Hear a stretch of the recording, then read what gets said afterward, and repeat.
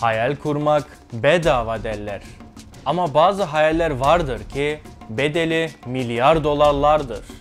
Ve bazıları seni sadece yeryüzünden almaz. Seni uzaya fırlatır, dünyayı geri dönülemez şekilde değiştirir. Bir otomobilin arka koltuğunda başlar her şey. Bir not defteri, birkaç çizik fikir ve ardından yükselen bir imparatorluk. Paradan öte bir inat. Adı mı?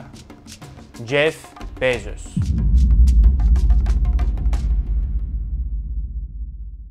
Bu bir adamın değil, bir fikrin dünyayı nasıl yerinden oynattığının hikayesi.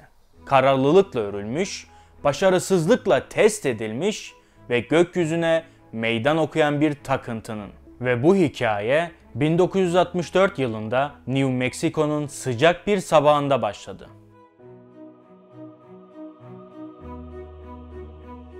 Yıl 1964. New Mexico'nun kuru ve rüzgarlı sabahlarından birinde dünyaya gözlerini açtı. Adı Jeffrey Preston Jorgensen. Henüz bebekken hayatın düz bir yolu olmadığını öğrendi. Ayrılıklar, sessiz akşamlar ve sonra Mike Bezos. Kübalı bir mühendis, göçmen bir adam. Jeff'e sadece soyadını değil, istikametini de verdi Bezos. Jeff artık farklıydı. Yeni ailesiyle Houston'a taşındı ama ruhu başka bir yere çekiliyordu. Gökyüzüne. Yazlarını geçirdiği Teksas'taki büyük babasının çiftliğinde elleri toprağın içindeyken bile gözleri yıldızlarda gezinirdi. Küçük bir mühendis gibi odasına yaklaşanları durdurmak için kendi güvenlik ağını kurdu. Robotları parçaladı, tekrar birleştirdi. İnşa ettiği her şey küçük görünüyordu belki ama aklının içinde çok daha büyük bir evren vardı. Ve bir gün sahne ona aitti. Lise mezuniyetinde sahneye çıktı ve tarihe geçecek sözleri söyledi. Bir gün insanları bu gezegenden kaldıracağız ve dünya büyük bir milli park olacak. O an salondakiler güldü ama Jeff gülmedi.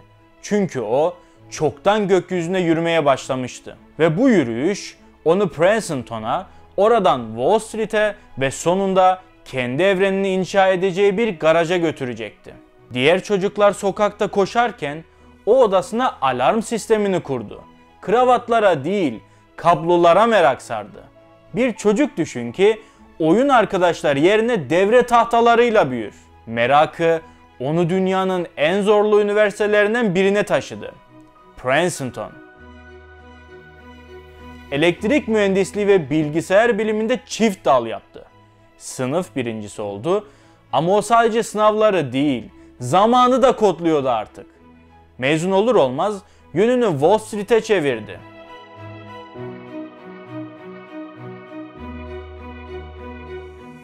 Bir zamanlar hamburger çeviren eller artık milyar dolarlık masalarda konuşuyordu. Jeff D.E. Show'da en genç kıdemli başkan yardımcısı oldu. Para vardı, güç vardı ama bir şey eksikti. İnternetin çağırdığı o ses.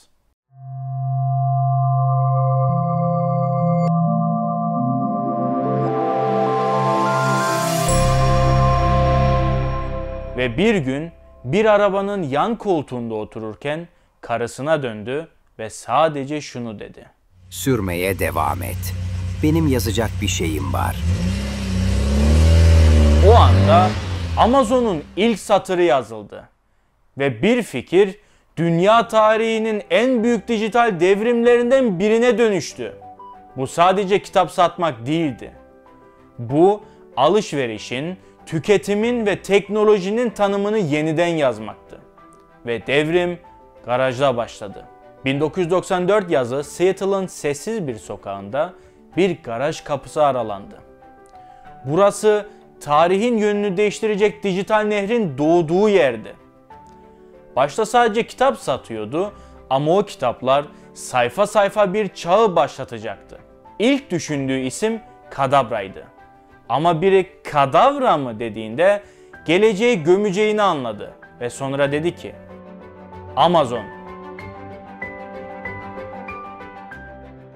Çünkü o en büyük nehirdi ve Jeff de en büyüğünü istiyordu. Ve Amazon tıpkı adı gibi önüne çıkan her şeyi yutarak genişledi.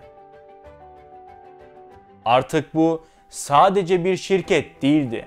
Bu bir tıkla dünyanın şekillendiği bir imparatorluktu. Ama dur, bu hikaye yalnızca yeryüzüyle mi sınırlıydı? Hayır. 1994. Bir garaj, bir hayal. Adı Amazon. Çünkü en büyük nehir o. Ve ben de en büyüğünü istiyorum dedi. Başlangıç noktasında kitaplar vardı ama o rafların ötesini de görüyordu. Jeff Bezos geleceği satacaktı. Fire Phone yandı. Qwitsi battı. İşçi hakları tartışmalı. Drone teslimatlar hala havada. Dünyanın en zengin adamı oldu ama bu her kararın doğru olduğu anlamına gelmedi. Bezos hep aynı şeyi söyledi. Başarısızlık icadın ikiz kardeşidir. Her darbe onun için bir sıçrama tahtasıydı. Her eleştiri yeni bir prototip, her çöküş yeni bir rotanın işareti, her yenilgi yeni bir ivmeye dönüştü onun ellerinde. Ve Jeff Bezos asla yavaşlamadı. Çünkü onun yolculuğu daha yeni başlıyordu.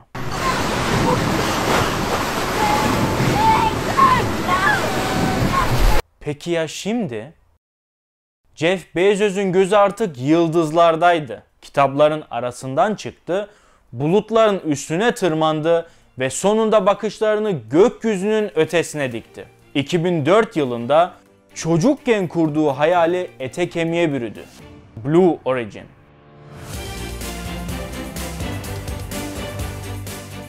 ...20 Temmuz 2021'de Jeff Bezos, kendi şirketinin roketiyle uzaya çıkan ilk milyarder oldu. O sadece atmosfere geçmedi. Kendi elleriyle kurduğu bir geleceğe adım attı. Artık sadece bir girişimci değil, kendi geleceğini yöneten bir güçtü. Peki hayalini kurduğu gelecek onun için gerçekten yeterli miydi? Bezos der ki, insan doğası riski büyük, fırsatı küçük görür. Ama ben tam tersini seçtim. Onun için her iş bir deneydi. Her müşteri yönünü tayin ettiği gerçek bir kuzey yıldızıydı. Her başarısızlık yeni bir kod. Amazon'da her zaman birinci gündeyiz. Çünkü ikinci gün yavaşlamaktır. Ve yavaşlayan şey ölür. O asla yavaşlamadı. Çünkü onun dünyası hala birinci gündeydi.